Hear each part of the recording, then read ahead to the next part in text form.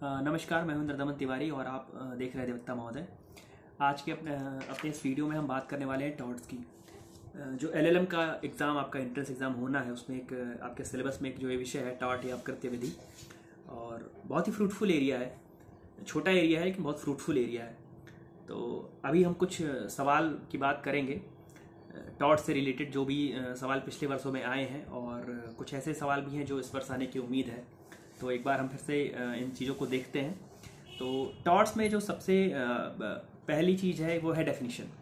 आप सामंट की definition, Pollock की डेफिनेशन और विनफील्ड की डेफिनेशन, पिजन होल थ्योरी, तो टॉर्ट से संबंधित, टॉर्ट और टॉर्ट्स दोनों से संबंधित जितने भी डेफिनेशंस हैं उसको कायदे से पढ़ के आइए। नेम वाइज आपको ये पता होना चाहिए कि कौन सी डेफिनेशन किसने दी थी। जैसे पिछले वर्ष में एक सवाल आया था कि tortious liability arises from the breach of a duty primarily fixed by the law. This duty is towards person generally and its breach is redressable by an action for unliquidated damages. The above definition was given by whom? Winfield, Pollock, Samand, none of the above. तो चूंकि ये Winfield की definition है, Winfield की definition आई है तो हो सकता है इस बार पोलक की पूछ लें या सामंट की पूछ लें। इसलिए आप विनफील्ड की, सामंट की, पोलक की, ऐसी जितनी भी डेफिनेशन है टॉर्ट के रिलेटेड, उन्होंने जो भी कुछ उनके विचार हैं उनको पढ़ के आइए, और कुछ ऐसे कीवर्ड्स अपने पास रखिए जो देख करके आप उसको पहचान जाएं डेफिनेशन किसकी है। और बात करें तो टॉर्ट का जो प्रोविजन है कि the definition of tort is contained in where, किस एक्ट में टॉर्ट की डेफिनेशन दी हुई है। तो हम सभी लोगों को पता है कि सेक्शन 2 क्लॉज M में लिमिटेशन एक्ट 1963 में टॉर्ट डिफाइंड है। और टॉर्ट जो वर्ड है वो टॉर्टम से लिया गया है, और टॉर्टम का मतलब होता है ट्विस्ट। तो ये टॉर्टम किस भाषा का है? इंग्लिश, फ्रेंच, लैटिन या ग्रीक? ये सवाल पूछा गया था। तो ये लैटिन भाषा का है जो टॉर्टम वर्ड है। और law of tort has developed mainly through custom and precedent, judicial decisions, enactments और ऑल ऑफ द अबव। तो जो सही जवाब था वो था जुडिशियल डिसीजंस। टॉर्ट क्योंकि बेसिकली हम लोग लेकर के आए हैं कॉमन लॉ से, इंग्लिश लॉ से हम लोग अपने यहाँ पे लेकर के आए हैं। और सवाल था कि the tort is a violation of right in personam, right in rem, both right in personam and right in rem, none of the above. तो जो टॉर्ट है वो वायलेशन होता है राइट इन रेम का, ये सही जवाब था। सवाल था कि सवाल जितने भी इनके सिद्धांत हैं, लाइक इंजुरिया साइन डैमनम हो गया, डैमनम साइन इंजुरिया हो गया, और वॉलंटिन एंड फिट इंजुरिया हो गया, यूबीजे सिबी मीडियम हो गया, रेसिप्सा लॉक्यूटर हो गया, इन सारे जितने भी इनके सिद्धांत हैं, जितने भी इनके प्रिंसिपल्स हैं, उसके विषय में और उनके जितने भी लीडिंग केस लॉज हैं वो पढ़ के आने की ज़रूरत है। और पिजन होल थ्योरी के बारे में मैंने पहले ही बताया।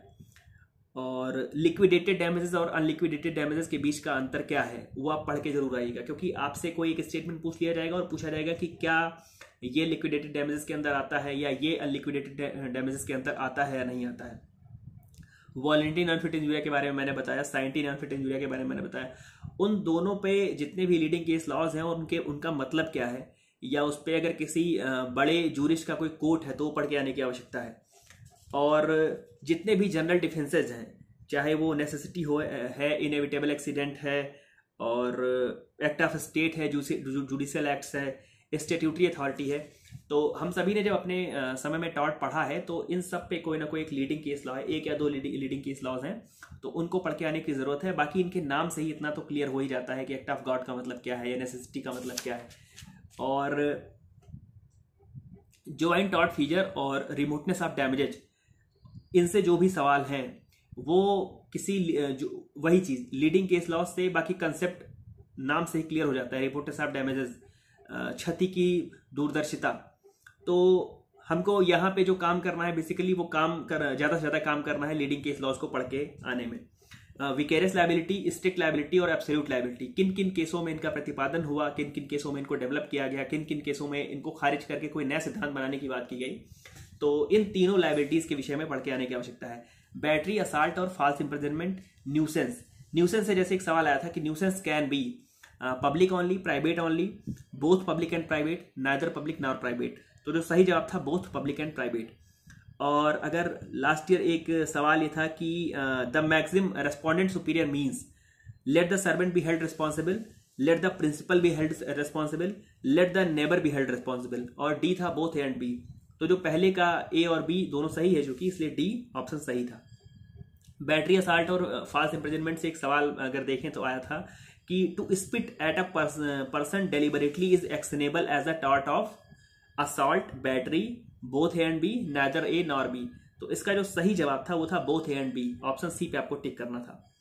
और लास्ट ईयर और उसके पहले नेग्लिजेंस से जो सवाल आया था कि the principle facts speak for themselves is expressed by the maxim यूबिजो सिविर मीडियम रेसेप्सा लॉक्यूटर नोवस एक्सर इंटरवेनिस कॉजा काजुएंस। तो जो सही जवाब था वो था रेसेप्सा लॉक्यूटर। उसी में एक सवाल और पूछा गया था, last opportunity rule is associated with what, absolute liability, strict liability, voluntary non fit injuria और कंट्रीब्यूटरी नेग्लिजेंस। तो ये कंट्रीब्यूटरी नेग्लिजेंस से रिलेटेड है लास्ट अपॉर्चुनिटी रूल। और जो डिफेमेशन से सवाल आया था कि two torts constituting defamation are, तो उसके नीचे ऑप्शंस थे libel slander, assault battery, absolute liability और नेग्लिजेंस। तो जो पहला जवाब था लाइबल और स्लैंडर वो सही जवाब था। और सवाल था कि tort of defamation can be in respect of हुम। पहला था लिविंग पर्सन ओनली, दूसरा था डिसीज पर्सन ओनली, तीसरा था बोथ ए एंड बी और चौथा था आइदर ए और बी। तो सी सही था कि लिविंग पर्सन और डिसीज पर्सन दोनों के लिए। सवाल मैलिशियस प्रोसिक्यूशन, ट्रेसपास और कन्वर्जन से आया था कि which of the following is the remedy for the trespass of land. पहला था री एंट्री, दूसरा था एक्शन फॉर रिजेक्टमेंट, तीसरा था एक्शन फॉर मीन्स प्रॉफिट और चौथा था ऑल ऑफ द अबव। तो जो रेमेडी होती है ट्रेसपास ऑफ लैंड के लिए उनके लिए चारों रेमेडी आप मांग सकते हैं। तो ये डी सही था। और एक सवाल आया था कि मैलिशियस प्रोसिक्यूशन कंसिस्ट्स इन, पहला ऑप्शन था instituting unsuccessful criminal proceeding maliciously and without reasonable and probable cause, दूसरा था instituting unsuccessful civil proceeding maliciously and without reasonable and probable cause, C option था बोथ ए एंड बी और D option था neither A nor B. तो इसका सही जवाब था पहला कि malicious prosecution institutes consists in instituting unsuccessful criminal proceedings maliciously and without reasonable and probable cause, ये सही जवाब था। तो ये टॉर्ट से जो मैंने सवाल इकट्ठे किए थे मैंने आपको बताए। पिछले वर्षों में ये सारे सवाल, इनमें से कुछ सवाल पिछले वर्षों में पूछे गए थे और कुछ सवाल ऐसे हैं जो मैंने छांटे हैं, इस वर्ष आने की उम्मीद है। तो आप टॉर्ट के जितने भी लीडिंग कंसेप्ट्स हैं उनको पढ़िए, उनके केस लॉज को जरूर पढ़ के आइए। केस लॉ से सवाल आते हैं और ऐसे कंसेप्ट से सवाल आते हैं।